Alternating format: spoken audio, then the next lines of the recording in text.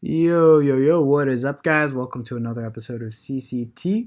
Today, I want to talk about prime numbers and two questions in particular about prime numbers.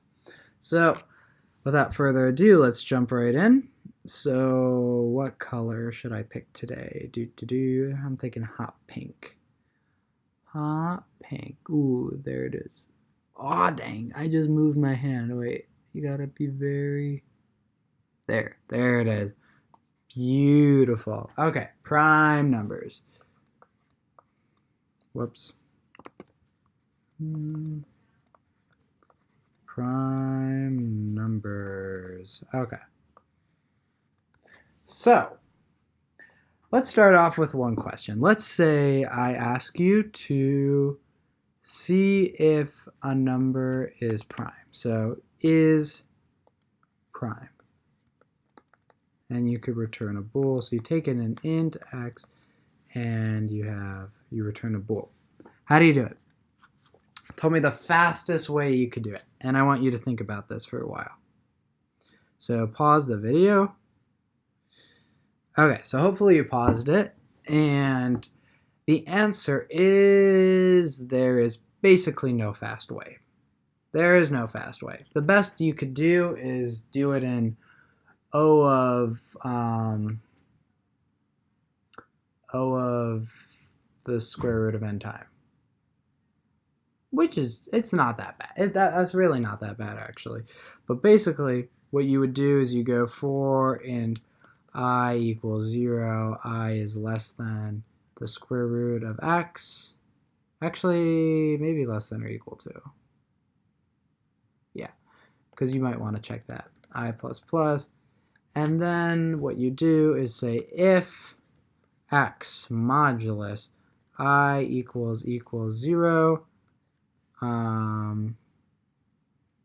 return true. What does x modulus I equals 0 mean? It means that x is divisible by I. That's basically what it means. Whoops. I want to make that a little neater. X modulus I equals 0. So if it's divisible by a number, that means, return false. That's what I meant to say. It is not prime, so you would return false. And then if it makes it out of here alive, then we know it's prime, so we could just return true. So only one more thing to talk about this problem. How did I know I only needed to go to the square root of x? Where did that number come from? Well, if the square root of a number is let's say, okay, so let's say x. Let's say we have these rainbow things. You know the rainbows that tell you like factors? Oh, so 1 times x is x, and then 2 times x divided by 2 maybe is x, where x divided by 2 does have to be a whole number. But anyway, we know the square root of x and the square root of x are the center things, right? These are the center ones. Whether this be a whole number or not, it's the center numbers, meaning that all the numbers here, like 2, 5, 7, whatever, 9, that all have their partners on the other side, right? Well, they all have their partners on the other side, but this is where the center is.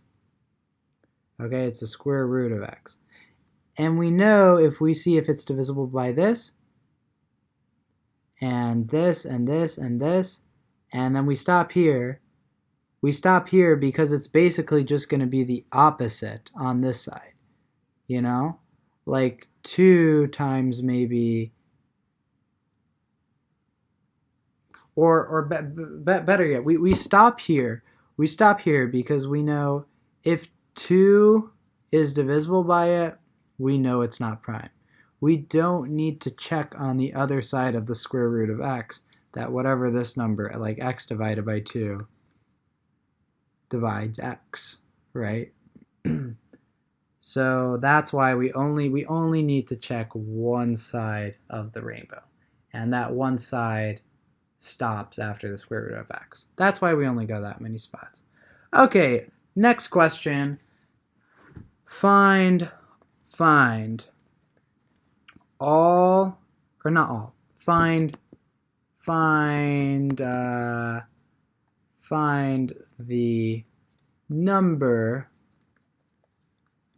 of primes from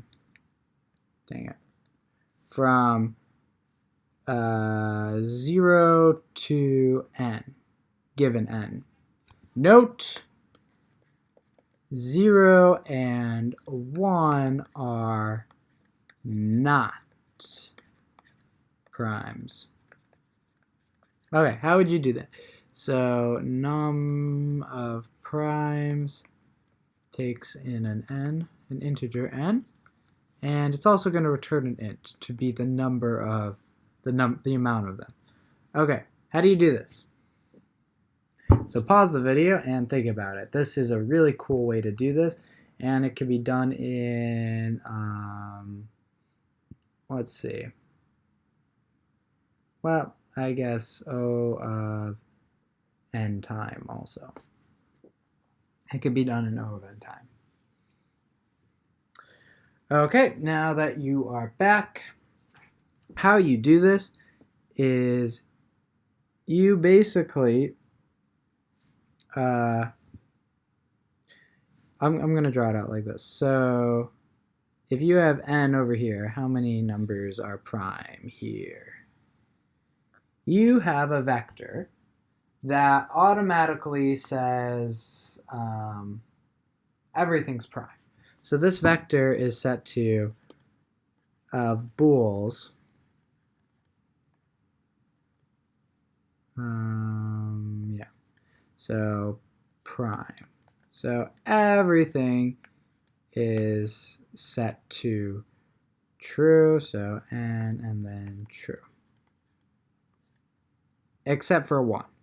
1 could be prime. Actually, 0 is false, and prime 1 is false. I just want to start at 2. So what we're going to do is if the number is prime, and we're going to go in order, so 2 is our first number, 2 is prime, then I want to make every single multiple of 2 up until n equal false here.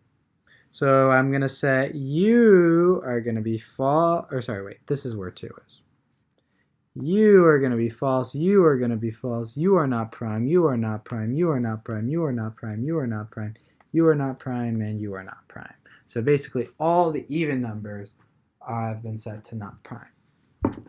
Then it goes to the next number, which is 3. And if 3 is still prime, after everything before it has done this, and we'll get to what I mean by that. So obviously 3 is prime. Then all the multiples of 3 except 3 itself are going to be prime. So you and you and you. And there is going to be some overlap sometimes, of course, for things that are divisible by 6. And all of those are set to false. You're not prime anymore. You're divisible by 3, and possibly 2 also. And so that process continues. So it asks, is 4 prime? Nope, it's not prime anymore. And 5 is prime, so then all the multiples of 5 except 5 are going to be set to false. Okay, let's prove something. In this strategy, using this method or algorithm, if I have a number here, and it's how do I know it's prime by the time I get to it here? How do I know it's still prime after I do that process to all of the primes that were still here? So how do I know that this number, if it is prime, how do I know this number is going to be prime? Better question. if it is not prime, how does this method guarantee it's not prime by the time I get here? Well, if it's not prime, then that means it is divisible by some number here. Maybe it's this number, maybe it's this number, maybe it's only this number, maybe it's all of these numbers here, but it's divisible by at least one of those numbers. Actually, sorry, better way to explain it. It has prime factors, right? Prime factors that are less than it. So those prime factors, which are less to it, maybe it's this prime factor, maybe it's all of these prime factors, but maybe it's just one. And it has to be at least one of these prime factors is its prime factor. And that prime factor is going to jump, boom, boom, you're not prime, you're not prime, you're not prime, and you are not prime. So that's how I can guarantee by the time I get to this number here, and if it actually is not prime, then I can guarantee you it's not going to be prime by the time I get there. And once again, I know that because it has at least one prime factor. If it's not prime itself, then it has some prime factor, and that prime factor is less than it. And if it's less than it, then this algorithm got to it before, and it did that thing where it jumps and makes all of its multiples not prime. Okay, flip it. How do I know if this number here is not prime? How do I know it's going to be not prime by the time I get here? Well, you can make this argument. If it actually is prime, then none of these numbers divide it. None of these numbers evenly go into it. More specifically, a prime number has no prime factors. Because it's only prime numbers that are going to be doing the skipping, right? So if this is prime, then none of these, they're all going to shoot right over it. All of these are going to shoot right over it no matter what happens. They're all going to go right over it. So that's proving that if you are prime, then if you are a prime number, then by the time the algorithm gets to you, you will still be a prime number.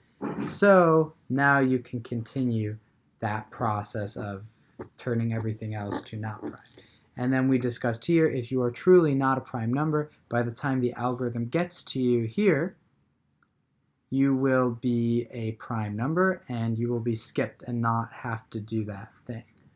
Okay, let's just analyze the complexity one more time, because I think it's O of n, but hello? I'm not sure. I'm here to help out. Nope, you are too late. All right, submit it then. So the complexity is going to be this, and then it goes, let's say, n times, and then this prime number, and it goes n times, then this prime number, it goes. I don't want to say it's n squared because that would be too much, because as n increases, the amount of primes, or the spacing between the primes, becomes here, that was a bad picture. So the amount of primes, maybe it's like close together, but then as time goes on, as n gets larger, the primes just spread out like crazy. So it's n times the amount of primes. Well, yeah, it would be n times the amount of primes, technically. So I don't know if that would be n squared. That's kind of hard to... There is no pattern for primes, so it's difficult to say. But it's between n and n squared. So that's how you do it. You make this vector Boolean, and then you start from going from a for loop, going from the smallest primes, and if it's a prime, then you do that skip thing where you turn all of its multiples to not being prime, and then you have a counter. You always have a counter, and every time it's prime, you make that count plus plus. Okay? And then you go till the end, until you get to n, and then you return the count. Okay, so that's all I have for you guys today on CCT. Hopefully you enjoyed it, and had a relaxing time. I'll see you next time. You want to say something, Steph? I need the extension cord. See ya.